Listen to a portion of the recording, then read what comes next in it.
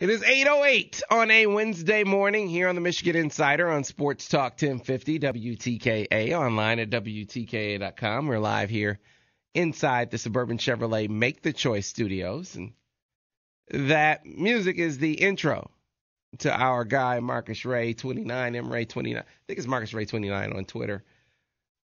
Looking to catch up with Marcus right now to recap the spring game. Marcus called in on Monday just to give a brief take. It was call that the table setter, the preview, if you will, for today's Rays of Light. And joining us now, as he does every Wednesday at the top of the 8 o'clock hour, is none other than Marcus Ray himself. Marcus, good morning. Good morning, Sam. What's going on, brother? Nothing much. Just glad to have you back as always. And great job on the Big Ten Network, doing your color thing. You can tell that you're a veteran in the game now. Man, I appreciate the love, but it wasn't easy because I was going through a few technical difficulties and fighting through the crowd noise, trying to listen and follow what Shep was talking about. But it all worked out, man. I was very appreciative, and hopefully we should have some opportunities in this upcoming fall to do the same thing. All right, so Marcus, you break it down like few others out there, and you got a chance to see it from the field, and you got a chance to see more than one practice. So kind of want to just get your gauge on the team as they enter into, the player only portion of their preparation for next season. How do you kind of see things? How do you see things standing right now? First of all, with the offense, a lot of concern about the offensive line in particular, the running game as well. How do you see those things based on what you saw over the couple of days of practice? Well, I think the offensive line made progress. They made a lot of strides from when I was watching them. And I've been thinking about this for a few days. I think what everybody saw on Saturday, it wasn't the finished product. So if you take anything, whether it's food, whether it's a painting, or listen to a song before it's finished being produced or written, everybody is so worked up about the blueprint or the rough draft, if you will. Give this team another 4 months to put this thing together. When you think about how bad that offense was a season ago, for the most part, because there were a couple of games where they did play well, but for the most part, the offensive line was not very good. And I think when you move forward, they didn't have as many negative plays, or they didn't look as bad as last year. And if it's one step or two steps better, I think that's progress. So I'm not telling everybody how to feel. I just know if you look at a person's work before it's complete, it may not look the way it may not appeal to your eye. But come August the 30th, this team, I think, this offensive line, sticking to the question, will come together. They will have their 5 people that they're going to stick with after months and months of reps and competition. I think they'll be better. And so, here's the thing, and I understand where you're coming from, and I share your opinion, but devil's advocate, you look at last season and some of the individuals that were on that unit were there in spring practice. Some of the guys that maybe are penciled in as would-be starters were out there. What kind of progress did you see from guys that maybe have played some football? I understand that as a group, as an offensive line group, maybe they didn't look like a finished product. But did you see any growth from individuals based, from last year into the spring? I did, and I saw mostly a lot of versatility. Let me use that word. I like what Mason Cole was able to step in and do, and he and David Dawson were rotating on that left side an awful lot. Then when you move to the interior, Kugler, Glasgow, Miller, Kalis, Bosch, they all were working the 3 parts in the middle. Then I think the right side is pretty set with Braden. He's probably the best one up front, in my opinion. We saw Glasgow over there at right tackle, too. Glasgow was over there too. Yeah. And actually, they have it like that on the depth chart. And they need two guys over there. They're trying to put a legitimate two deep together. Not only just find the starters, but I think that Taylor's got a little better with recognizing the blitz. And he and I talked a couple of months ago, and he told me about his struggles with how fast the blitz came, especially against Michigan State. Monet, that's defense. Mason Cole talked about, as I watched him practice, he picked up on the communication. Bosch and those guys is kind of hard to tell. Magnuson wasn't, he wasn't out there as much, some guys missed some time. I just think to a man, they have more confidence in themselves. They first and foremost, they communicate very well in a system that's very new. Mm-hmm. And that's not easy to do. And identifying front, they did a good job of identifying fronts, and trying to block who they thought they were supposed to block in the designated scheme. But I was most impressed with the interior guys picking up the blitzing scheme from Greg Madison from his defense. Now, after a while, you see the same blitz, and when Jake Ryan stands in there, you probably know where he's going. But those guys, even when they knew where Michigan State and other teams were blitzing from, they couldn't stop it. I think they got better in pass protection. I don't know about blowing guys off the ball. And remember, that offensive line is not going to dominate Greg's defense. The defense will be the strength of this team, and they have a lot more upperclassmen. We're talking to Marcus Ray this morning here on the Michigan Insider on Sports Talk 1050 WTKA, online at WTKA.com. So if anything, you're saying, hey, look, the cake is half baked. Give us some time to rise. I hear you there. What about the running backs? I know it's a little tougher to assess the running backs when the offensive line is still a work in progress. And yet, Marcus, I felt like in a couple of days of practice last week that we were at, I felt like I really saw some things at the running back position that I didn't see last season. Yeah, I think the running backs, no one has truly emerged. I think they got better this spring. It's not what we're used to seeing, where you have a starter and then some backups. Doug's going to do it by committee. He wants everybody to stay fresh, and I think to a man, he's going to figure out how to use Davion and Derek and Justice and Ross. I think Ross probably had the best, he has the best feet, I think. But Justice Hayes probably has the most vision and wiggle. Derek and Davion, to me, are just kind of like big bodies who need to get rolling before they get rolling. They do run downhill. I still saw Derek stopping his feet on contact. I think Davion's going to be a load. Neither one of those guys, I think, can hit a home run, but they can get you 6 and 7 a pop once that offensive line really creates some running lanes, and then they actually use their vision and explosiveness to find the hole and hit it, because that's part of the problem too. But I think running backs will be all right. We're going to average more than 3 yards a carry. I believe that, and I think this team will rush for more than 125 yards a game due to the fact that there won't be as many negative plays. Offense gave up 36 sacks last year, and that affects the rushing output. But when you have 27 yards for 27 carries against Penn State, an average football team, that's not good enough. I think that those running backs will be better, but Justice Hayes really gives me what I'm looking for from being able to pass protect, catch out the backfield, hit the hole, and run inside and outside. All right, so Marcus, quarterback and receiver play. First of all, Devin coming off of a foot injury, all the quarterbacks learning a new system, and you have an offensive line that's kind of in flux. They're trying to find some things, so there was some pressure there. But at times, even when there wasn't pressure, you saw some errant throws, and at times when the throws weren't errant, you saw some drop passes. So there were some ups and downs in the passing game on Saturday. Yeah, there were some ups and downs. There was more. There were more than we all wanted to see. I guess the word I'm looking for is inconsistency.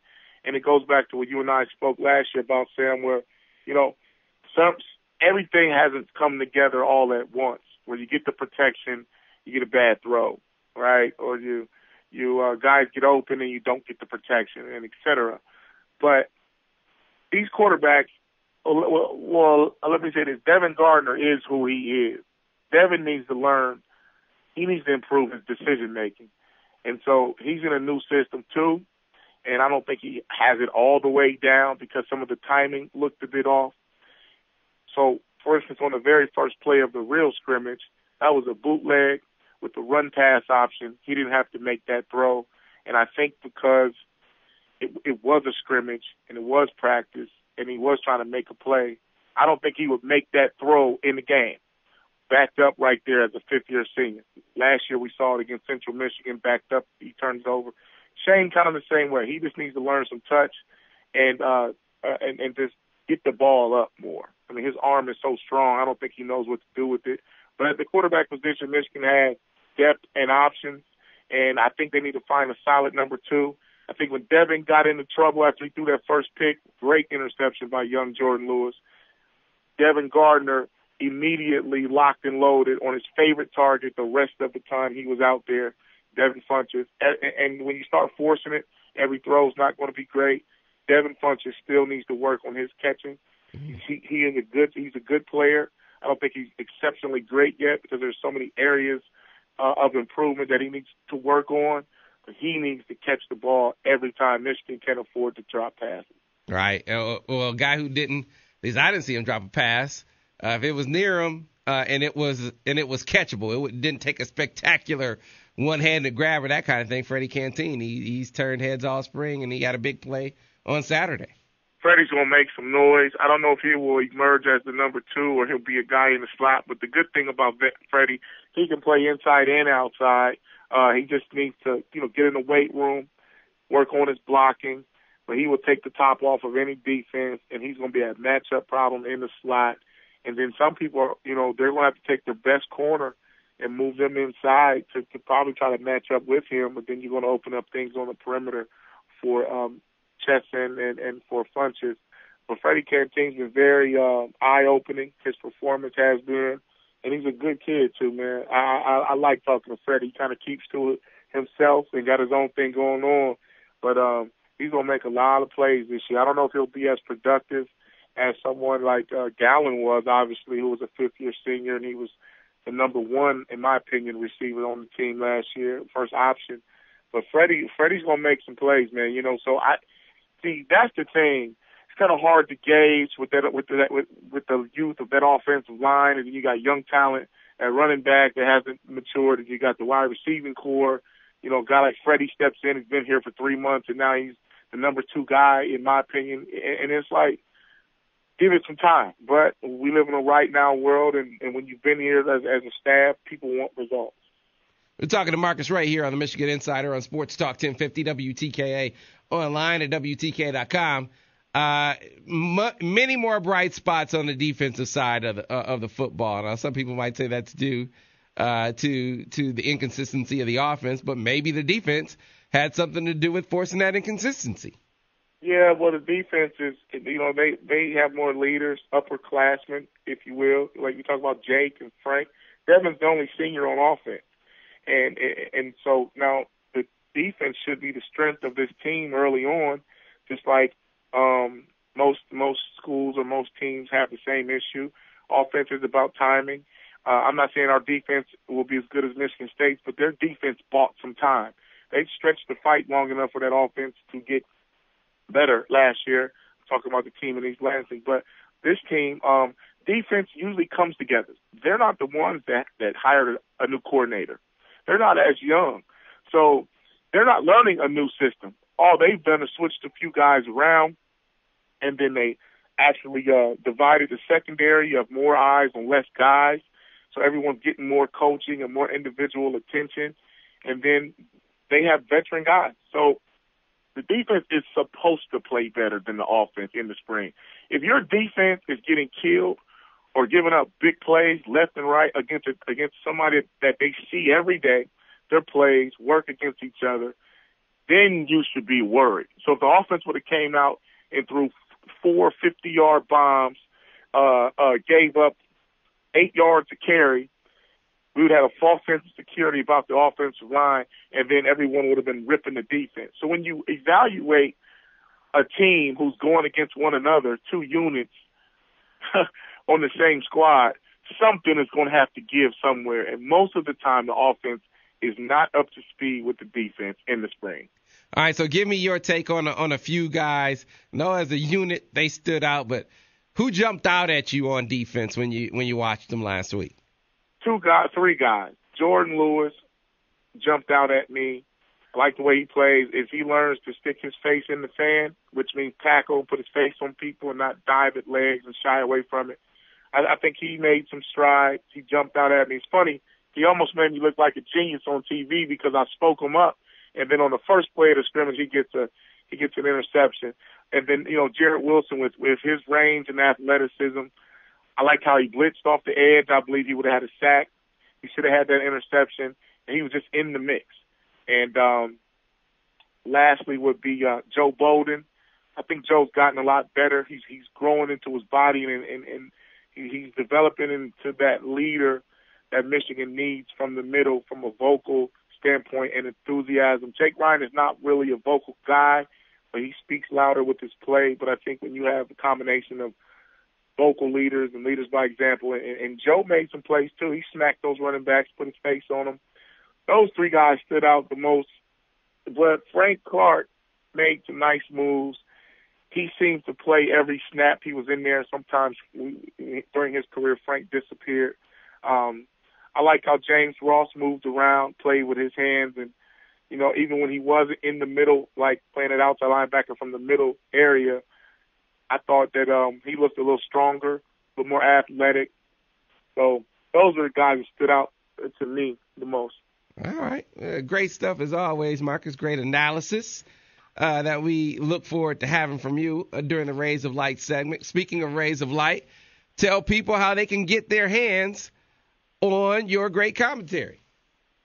Rays of Light, they're available at the MDN.com, Amazon.com, ebook and iBook. You can download it there.